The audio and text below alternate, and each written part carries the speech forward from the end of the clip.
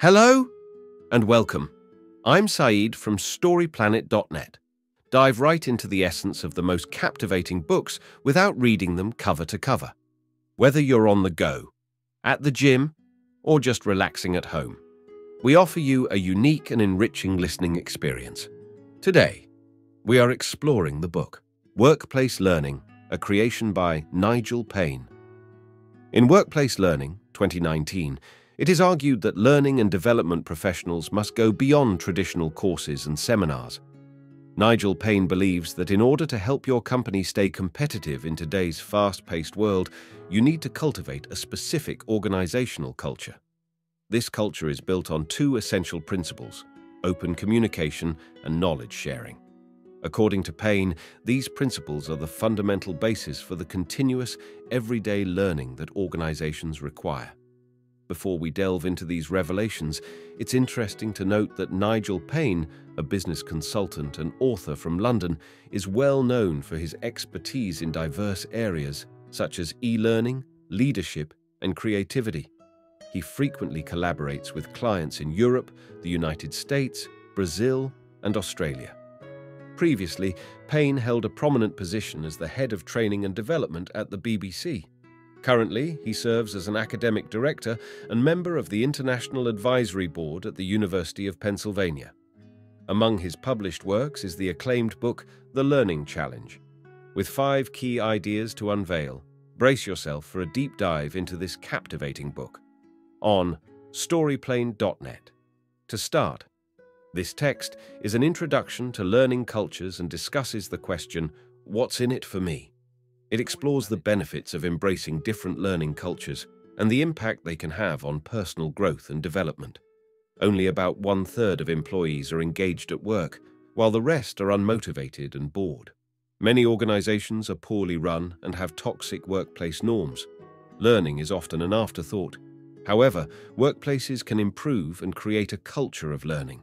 Organizations must adapt to the changing world and create workforces that want to learn and teams that are agile. The brain can teach us about collaboration, and organizations should value those who bring bad news. Companies like WD-40 and Microsoft foster learning. Key idea number 1. Learning cultures foster connections between people by creating an environment where individuals can share knowledge, collaborate, and grow together. Bill Gates emphasizes the importance of harnessing the intelligence of employees in organizations. He believes that smart individuals tend to view their intelligence as self-contained and their own view as the only correct one. Gates's role as a leader at Microsoft is to ensure that collective knowledge is shared and not siloed away in individual heads. This idea of workplace learning being collective is the central concept explored in the text. Just like the brain, organizations function best when individuals are connected and willing to share knowledge. Building a learning culture that fosters connections and knowledge sharing is crucial for effective organizations. Key idea number 2. Honest communication is crucial for solving problems. In organizations that lack a communicative and sharing-based learning culture, problems are often ignored and mistakes are not corrected. Employees who recognize issues are reluctant to raise concerns because it may not be well received and may jeopardize their relationships or job security. This reluctance to communicate the truth leads to a distorted message being passed up through middle management, making the problem seem less serious than it actually is. Decision-makers, unaware of the severity of the problem, continue to support ineffective strategies. The organization develops norms that discourage employees from challenging company policies or top managers, leading to a culture of hiding mistakes and downplaying problems. This ultimately results in a dysfunctional company, with employees unwilling to risk their reputations or paychecks to save it. Key idea number 3. Micromanagers hinder creativity and lower motivation. Gallup surveys show that half of the American workforce is disengaged and finds their work meaningless. An example of this organizational problem is a bank that installed faulty tracking software to monitor its call center staff, resulting in wasted time and lost trust. The command and control model, where leadership commands and the majority is controlled, no longer works in a fast-paced and complex world. This model inhibits the ability to rethink and learn and leads to bare minimum effort and lack of trust. This is detrimental to problem solving in organizations. The key takeaway is that autonomy and meaningful work are crucial in a rapidly changing environment. Key idea number 4. Successful companies have a different approach to mistakes. Instead of punishing them, they use them as opportunities to learn and improve. WD-40 is a successful organization with a learning-obsessed company culture. They value learning moments and encourage honesty and transparency.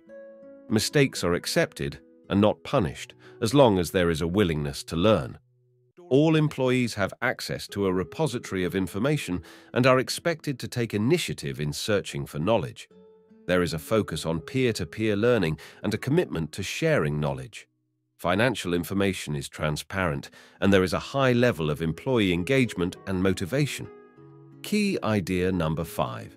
Successful leaders understand that the key to effectiveness lies in asking the right questions, rather than solely focusing on providing answers. In 2014, Satya Nadella was appointed as the CEO of Microsoft. Despite not fitting the traditional image of a leader, Nadella was exactly what the organization needed as it was falling behind its competitor, Apple. Under the previous CEO, Steve Ballmer, Microsoft was blindsided by technological innovation, while Apple embraced it.